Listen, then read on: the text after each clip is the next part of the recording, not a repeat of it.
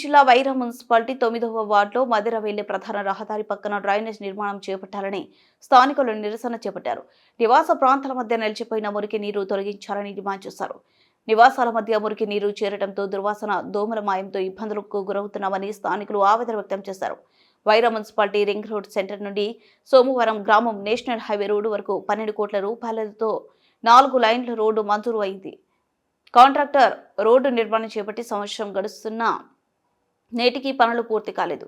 ప్రధాన రహదారి పక్కన గతంలో ఉన్న డ్రైనేజీని తొలగించడంతో ఆర్టీసీ బస్టాండ్ ఏరియా నుంచి మధుర రోడ్డు వైపు నుంచి వచ్చే మురికి నీరు నివాస ప్రాంతాలలో నిలిచిపోవడంతో 9వ వార్డు ప్రాంతం మురికి కూపంగా మారింది.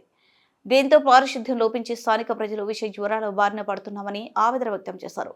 మున్సిపల్ శాఖ అధికారులు డ్రైనేజీలు నిర్మాణం చేపట్టి పారిశుద్ధ్య లోపం లేకుండా చూడాలని డిమాండ్ చేశారు. ఈ కార్యక్రమంలో స్థానిక ప్రజలు పాల్గొన్నారు.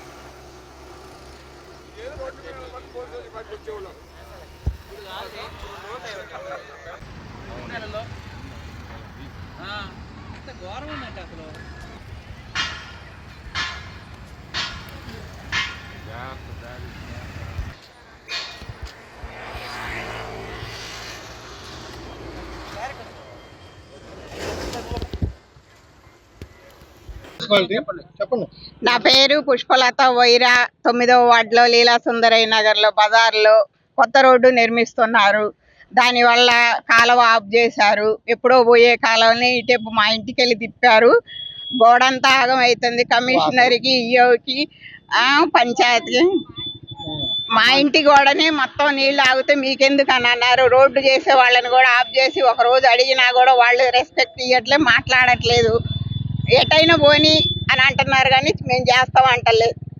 కమిషనర్ గారికి ఫోన్ చేసాం, చేపిస్తా అన్నారు. ఇంత మటుకి రాలేదు. 2-3 నెలలు అవుతుంది మేము చేసి. అంత చేరి దోమలు, వాసన, జ్వరాలు వస్తున్నాయి, ఇబ్బంది అవుతుంది. బోర్ నీళ్ళల్లో కూడా దిగుతున్నాయి. నీళ్లు తాగైతే కావట్లేదు. కలుషితం అయిపోయింది. మీరేం చేస్తారో చెయ్యండి. అధికారులు స్పందించి